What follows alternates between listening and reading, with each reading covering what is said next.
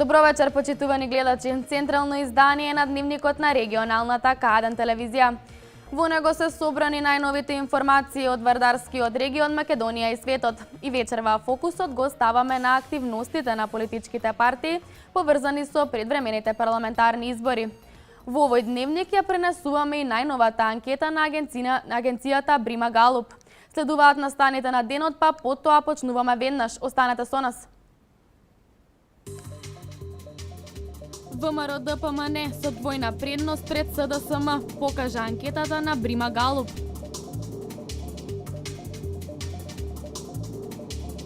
Недела на грижа за старите лица, општина Велес на терен.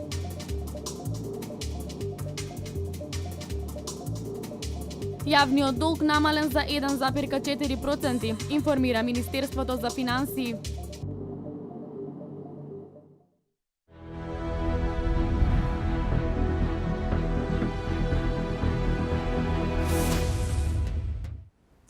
Лидерот на ВМРО ДПМН Никола Груевски со двојна предност пред лидерот на СДСМ Зоран Заев. Ова го покажува најновата анкета на агенцијата Брима Галуп. 28,6% од испитаниците одговориле дека имаат доверба во Груевски, додека 13,1% во Заев. Брима Галуп оваа анкета ја направи по барање на неделникот Република. Инаку досега резултатите од анкетите кои ги има направено Брима Галуп се скоро идентични со изборните резултати. Република ја објави новата анкета која по нивна нарачка ја изготви реномираната агенција Брима Галуп. Анкетираните граѓани најмногу доверба имаат во лидерот на владеачката партија Никола Груевски. Тој ужива речиси двојно поголема доверба од лидерот на опозицијата Зоран Заев. На Груевски му веруваат 20,8% од гласачите, наспроти 11% кои што му веруваат на Зоран Заев. Доколку се издвојат одговорите на македонците што биле дел од ова испитување на јавното мислење, председателот на ВМРО ДПМН Никола Груевски ја има довербата на 28,6% од македонските гласачи, наспроти СДСМ или Зоран Заев со 13,1% од македонските гласачи. Теренската анкета за испитување на јавното мислење на граѓаните во однос на повеќе прашања поврзани со актуелните политички теми е спроведена во период од 11 до 17 ноември 2016 година, при што се анкетирани 1006 испитаници на возраст од над 18 години. Со оглед на фактот што сите досегашни избори етничките албанци во Република Македонија речиси 100% гласале за политичките партии во албанскиот политички кампус, посебно сте издвоени резултатите од анкетата кои се однесуваат на мислењето на македонците. Истовремено, тргнувајќи од фактот што македонските гласачи на изборите во најголем процент својата поддршка ја даваат за ВМРО ДПМН или пак за СДСМ, истражувањето генерално е насочено со прашања кои се однесуваат за овие две политички партии, освен одговорите на прашањето за рейтингот на политичките партии, каде што се македонското гласачко тело.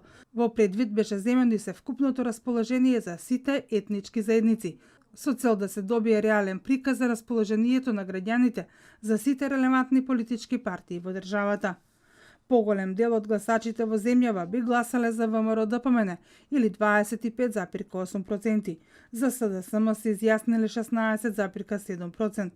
Ваков е одговорот на испитаниците на прашањето, ако учествуваат сите партии, за која партија би гласале доколку следната недела се одржат нови парламентарни избори.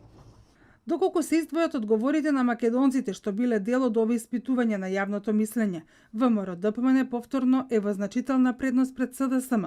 35,9% се изјасниле дека ќе гласаат за ВМРО ДПМН, а 21,6% за СДСМ. Најголем приоритет за граѓаните е подобрувањето на животниот стандард, потоа следи вработувањето, па зголемувањето на личниот доход. А најдоброто решение за приоритетните проблеми граѓаните го гледаат во владеачката ВМРО-ДПМН. Дури 26% веруваат дека ВМРО-ДПМН може да го подобри животниот стандард. 16,8% решението на овој приоритетен проблем го гледаат во СДСМ. 33% од сите испитаници се изјасниле дека ВМРО-ДПМН е поактивна во нивната средина за да добие поддршка од населението, а 15,2% сметаат дека тоа е СДСМ. Анкетата е направена според основните демографски карактеристики: пол, возраст, образование, национална припадност, работен статус, место на живење, село, град и регион.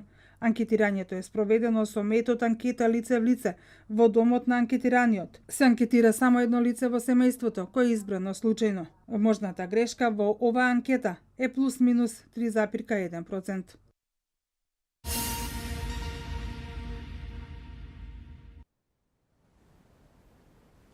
Во новата изборна програма на ВМРО-ДПМН и коалицијата Реално е и проектот Куќа за над 36 години. Токму овој проект денеска беше промовиран од партиската говорница на Општинскиот комитет на ВМРО-ДПМН Велес. Сите граѓани без разлика на возраста може да се стекнат со сопствен дом преку субвенционирање на отплатата на стамбениот кредит. Ова денеска го посочи Петре Саздов, промовирајќи дел од изборната програма Реално, во која и новиот проект Куќа за на 36 години. Ова практично значи дека сите граѓани без разлика на возраста може да се стекнат со сопствен дом преку субвенционирање на отплата на стамбениот кредит. Првиот модел предвидува исплаќање на субвенции на месечната рата за изградба на куќа во период од 10 години, од кои првите 7 години владата ќе субвенционира 65% од месечната рата, а во следните 3 години 35% од месечната рата. Вториот модел предвидува исплаќање на субвенција во висина од 100% од учеството на висината на кредитот. Покрај овие поволности, Саздов вели дека владата предводена од ВМРО-ДПМН има плани за олеснување на начинот за стекнување на плат за градба преку продажба на државно земјиште по почетна цена од 1 евро за метар квадратен и финансирање на трошоците за водоводна и канализациона мрежа. Процентот што владата ќе го кофинансира по овој основ е 75% во урбаните средини со над 40.001 жител, па се до 100% во руралните општини. Ќе се намали и времето на чекање за добивање на одобрение за градење и ќе се намалат трошоците за добивање на идеен проект со доделување на бесплатни проекти кои ќе ги одобри Министерството за транспорт и врски. Во Верес предвидени се 2 локации за изградба на индивидуални куќи по овие субвенционирани проекти. Истите се со важност до јули 2017 година. Саздов вели дека буџетот за реализација на овие проекти изнесува 2 милиарди евра на годишно ниво.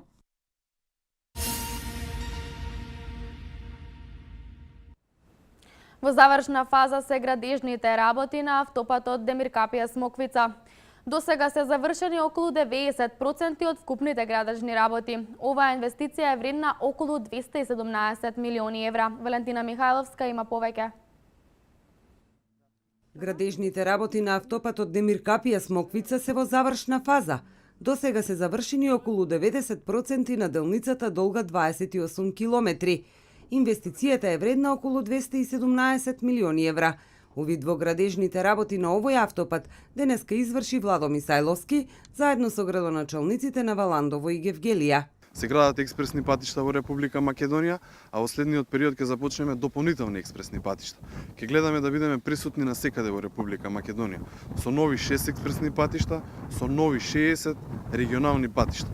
Ќе гледаме преку програмата за одржување на патиштата, преку јавното предпријатие за државни патишта и Македонија пат, да бидеме присутни во секое населено место, на секој регионален и магистрален пат.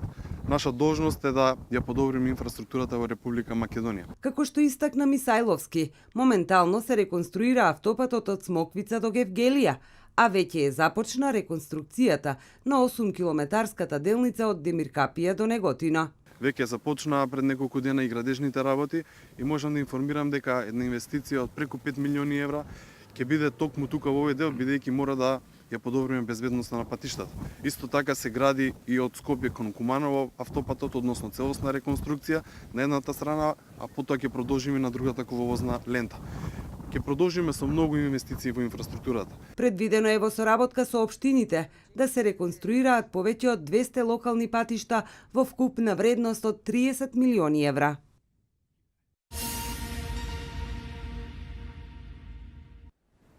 Средба со земјоделците од Кавадарачко денеска имаше Михаил Цветков, со цел да се слушнат мислењата и да се изнедат решенија за проблемот кој што го имаат лозарите од Тиквешијата. Додека пак со представниците од бизнис секторот денеска во Кавадарци се сретна Кирил Миновски, кој ги презентираше проектите од програмата Реално за развој на бизнисот во Македонија. Михаил Цветков денеска имаше средба со земјоделците од Кавадаречко. Целта на оваа средба, како што вели тој, е да ги слушнат мислењата и да се изнајдат решенија за проблемот кој што го имаа лозарите од Тиквешијата. Цветков денеска го промовираше проектот за дополнителни субвенции за лозарите. Станува збор за обезбедување на 3 милиони евра за субвенции за откуп на грозје. На лозари кои што имаат до 0,5 хектари добиваат додатни 20.000 денари, значи 40.000 денари е основната, плюс 20-60.000 денари ќе добијат по хектар. Од 0,5 до 1 добиваат 15.000 денари и од 1 до 5 хектари добиваат 10.000 денари, значи тоа се нови 3 милиона евра.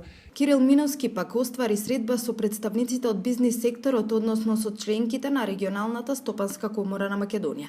Тој пред присутните зборуваше за мерките од програмата Реално на коалицијата за подобра Македонија, чија што основна цел е поттикнување на инвестирањето и повисока профитабилност во приватниот сектор. Покрај политиката на ниски даноци, која што во континуитет ја спроведуваме како влада, ослободување на реинвестираната добивка од обврската за плаќање на данок на добивка, предвидени се и низа други мерки и поволности, чија што основна цел е пред се поттикнување на инвестирањето, враќањето на средствата во приватниот сектор, кои што ќе овозможат понатаму вложување во нов вид на технологија, во нови деловни процеси, креирање на нови производи и услуги, со повисока додадена вредност и на тој начин обезбедување на повисока профитабилност на приватниот сектор. Централно место и во наредниот период ќе имаат инвестициите и креирањето на поволно деловно обкружување со цел да се поедностават процедурите за водење на бизнис во Република Македонија, потенцираше Миновски.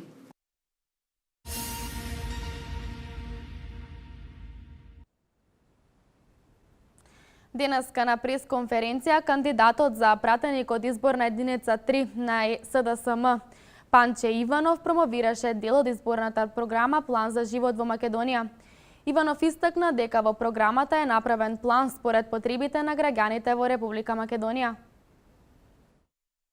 Кандидатот за пратеник од изборната единица 3 на Социјалдемократскиот сојуз на Македонија и коалицијата Панче Иванов денеска од партиската говорница промовираше дел од изборната програма насловена План за живот во Македонија. Иванов истакна дека во програмата направен е план според потребите на граѓаните во Република Македонија. Ви се обраќам на вас професорите, лекарите, научниците, административците, новинарите, уметниците. Ви се обраќам на вас, почитувани велешани. Имаме план што е направен според потребите на граѓаните. Овој план е нашата шанса за достоинствен и убав живот, за живот како што сите заслужуваме.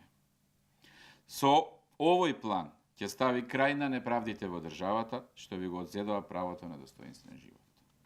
Овој план е добар и за достоинствен живот во Македонија на сите. Во врска со двојазичноста и она што Зоран Заев го изјави на трибина во Швајцарија за воведување на албанскиот јазик на територијата на Република Македонија, Иванов на новинарско прашање поврзано со можноста за двојазичност рече: Прашањето за двојазичност не ни било тема, нити никогаш поврзана со Социјалдемократскиот сојуз, како двојазичност што се пренесува преку медиумите, пак ќе кажам скапо платени. на крајот од краиштата, сето она што функционира уште од 2001 година со рамковниот договор е она што е наша реалност, која што сите ја почитуваме затоа што е тоа така. Иванов од партиската говорница го најави митингот кој ќе се случува во недела во Велес, каде поопширно ќе биде представена програмата на Социјалдемократскиот сојуз на Македонија и коалицијата и изборните листи на кандидатите.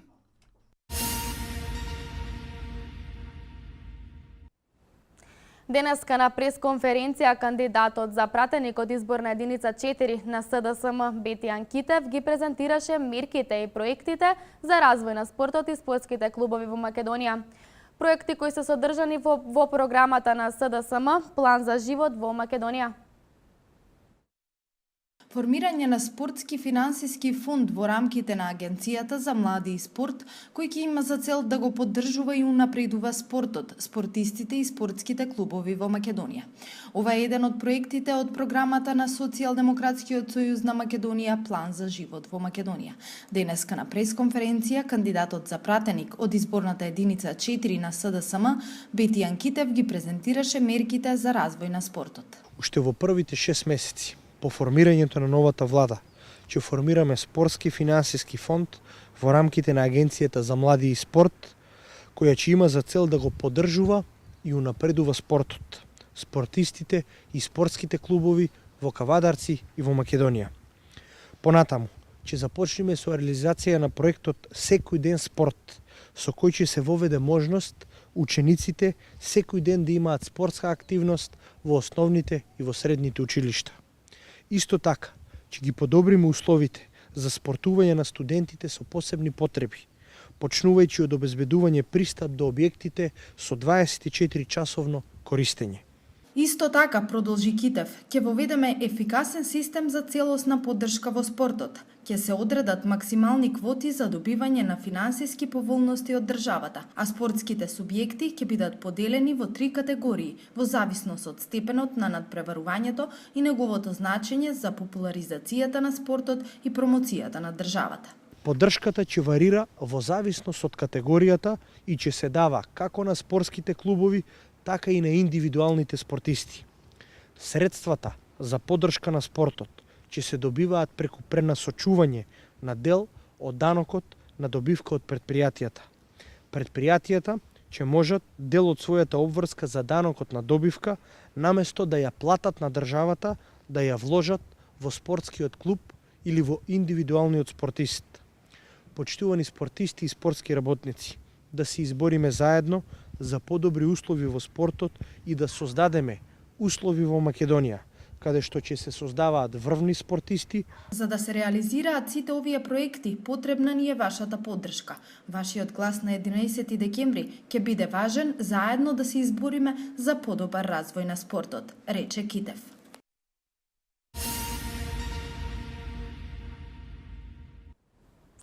По потпишувањето на декларацијата за спречување и борба против насилство врз жените и семејното насилство, подпредседателот на СДСМ Дамјан Манчевски рече дека тие ќе се залагаат за поголема правна заштита на жртвите од семејно насилство.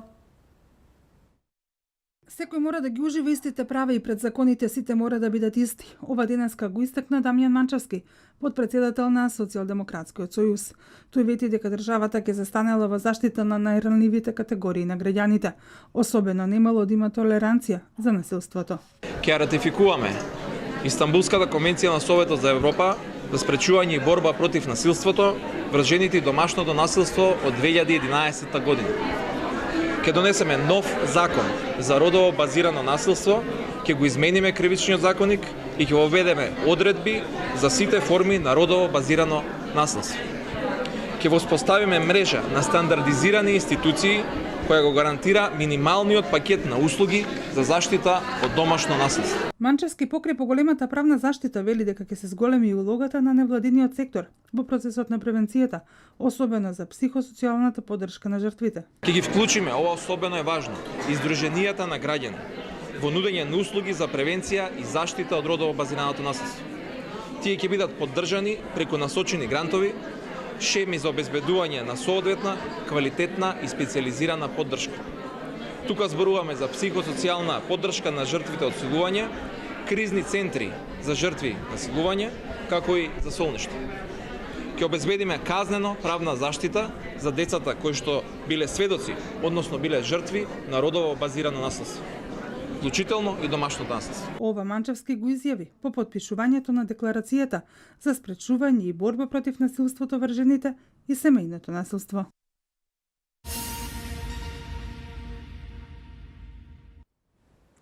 Печатницата Киро Дандаров од Битола ќе ги печати овогодинешните доверливи избирачки материјали. Таква одлука донесе Државната изборна единица на синокешната седница. За подетелни информации од колешката Ања Василева. Доверливиот избирачки материјал и избирачкиот список за предвремените парламентарни избори закажани за 11 декември ќе го печати битолската печатница Киро Дандаро. Ваква одлука донесе Државната изборна комисија, откако биле разгледани двете понуди, онаа на Киро Дандаро и на печатницата Европа. Државната изборна комисија на синокешната седница одлучуваше и за акредитирање на наблюдувачи на изборите.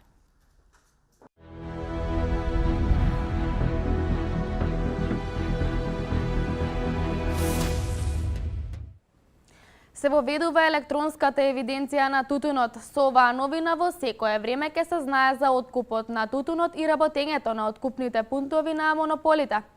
Сања Левкова Ангелова има повеќе за новината која од оваа година започнува да се применува.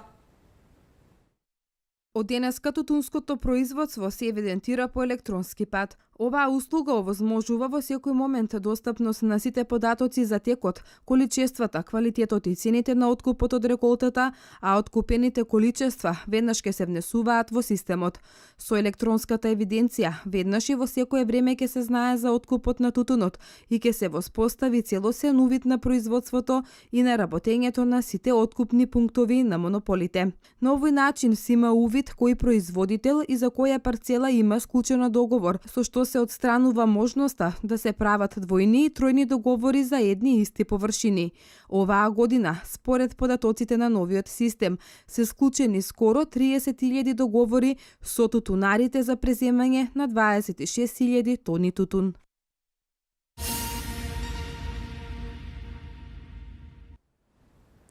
Под мотото "Сите сме нивни деца", Општина Велес, Советот на млади и Сдруженијето на пензионери ја одбележаа неделата за грижа на стари лица. За оваа цел денеска беа посетени стари лица во велешките села Кумарово, Отовица и Сујаклари и беа поделени хуманитарни пакети со прехранбени производи. Катерина Нацева ги има деталите.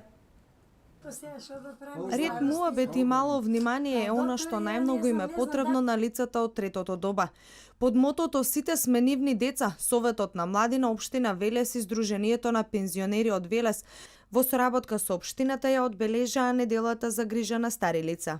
Постари луѓе кои што се во години, кои што заслужуваат да бидат посетени, да се подсетиме и на нив, да им покажеме дека ние сме нивни деца, а решивме да донираме по еден скромен пакет со прехранбени продукти, исто така и пензионерите, да поразговараме со луѓето, заедно да поделиме нивната старост, да им посакаме многу здравје, да повторно можеме да комуницираме, едноставно да им ги слушнеме нивните потреби што ги имаат во овој момент.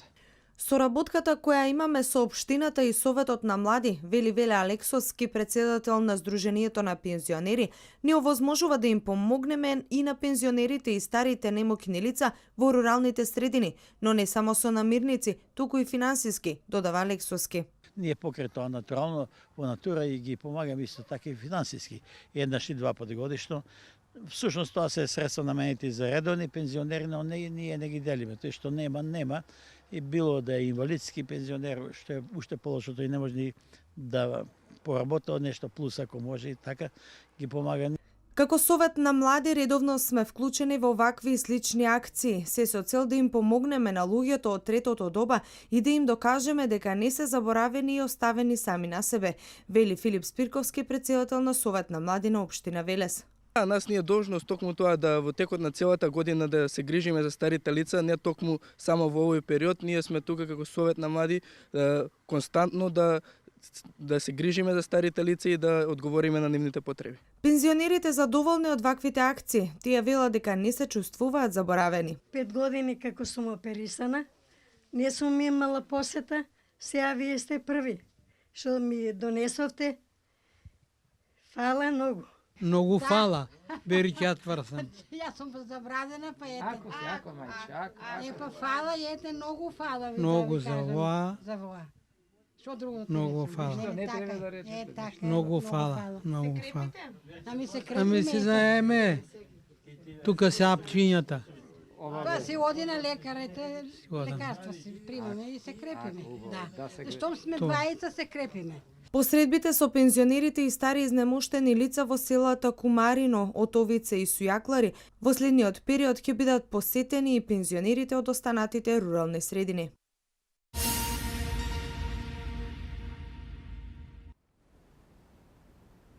Политичките партии се подготвени за фер и транспарентна трка, а изборите ќе може да се одвиваат во атмосфера на доверба и транспарентност, е оценка на тројцата европратеници во продолжение останатите вести од Македонија.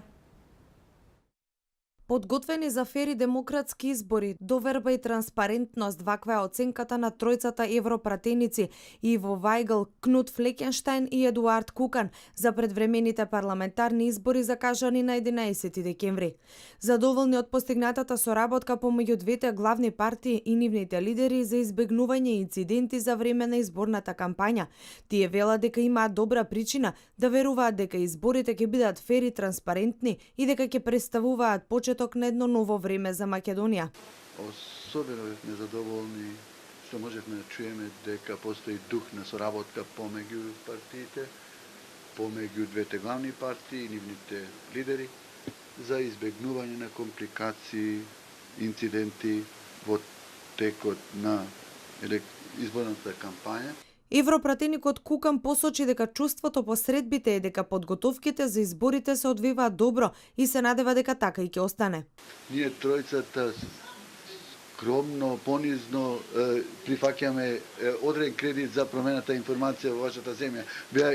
Бевме информирани, но со сите што се сретнавме, значи тие ни кажа за промените, се надеваме дека сите нивни изјави, од нивните изјави се е добро досега. Се надеваме дека така и ќе остане. Овие избори ќе бидат наблюдувани од ОПСЕ ОДИХР, подсети Флекенштајн, додавајќи дека во процесот на мониторирање ќе бидат вклучени и пратеници и представници на невладините организации.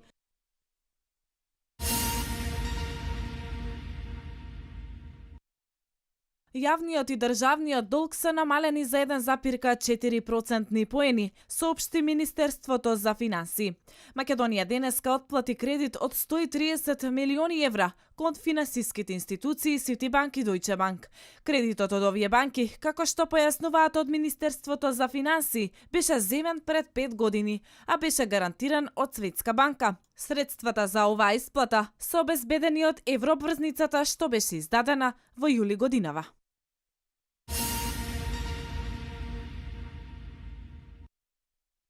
Во третиот квартал годинава, во споредба со истиот квартал лани, количеството на превезената стока во товарниот патен превоз е зголемено за 72%, во железничкиот превоз за 3,8%, во воздухопловниот превоз зголемувањето изнесува 23,3%, објави денеска Државниот завод за статистика. Во однос на вториот квартал годинава, количеството на превезената стока во товарниот патен превоз е зголемено за 20,5%, во воздухопловниот за 20,7%, а во железничкиот превоз зголемувањето изнесува 44,4%. Според статистичките податоци во третиот квартал годинава, споредено со истиот квартал лани, во патниот патнички превоз бројот на превезените патници е намален за 7,9%, а во железничкиот превоз е регистрирано намалување за 46,6%.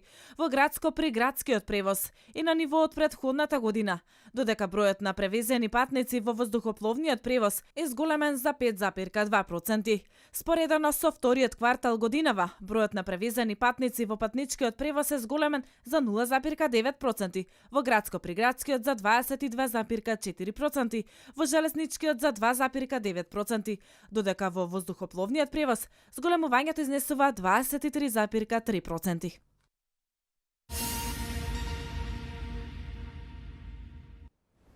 А што се случува на Балканот и во светот? Бројот на загинати под скеле во Кина веќе нарасна на 74 лица. Автомобилите со босанска регистрација од вчера имаат забрана за влезна во Косово. Деталите во продолжение.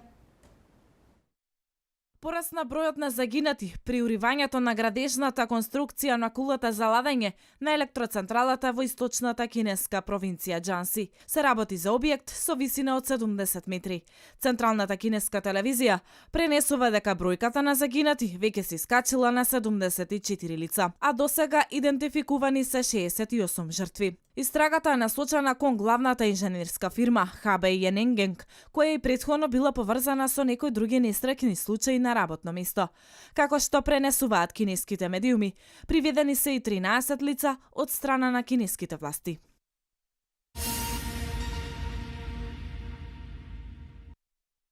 Најмалку 24 полицајци се повредени, а 300 мигранти се уапсени по судирот помеѓу бегалците и полицијата во најголемиот бугарски мигрантски камп Хармали на границата со Турција, соопштија утро во бугарските власти. Во судирот учествувале околу 1500 мигранти. Мигрантите, од кои повеќето афганистанци, запалиле автомобилски гуми и со камења нападнале околу 250 полицајци, припадници на жандармеријата, како и пожарникари. Потпорулката на локалната полициска управа Нина Николова изјавила дека мигрантите тоа го сториле во знак на протест затоа што неделава им бил воведен карантин за да се спречи епидемијата од шуга во кампот. Во кампот се сместени околу 3000 мигранти, додека во Бугарија има вкупно околу 13.000 бегалци, главно од Авганистан.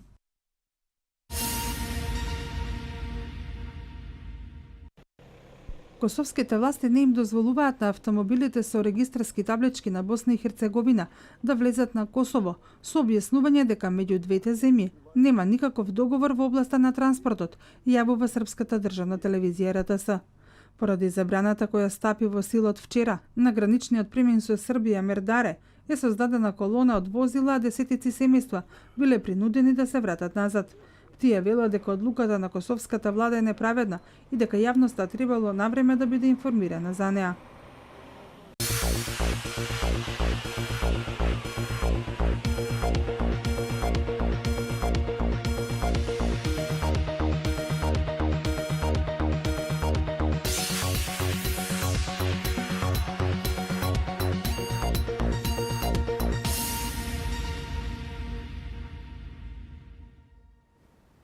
Денеска имавме стабилно време со магла и ниска облачност по котлините. Температурата го достигна 15 степен. Од утре слично време на денешното, но постудено. Деталите во продолжение од графичкиот приказ што следува.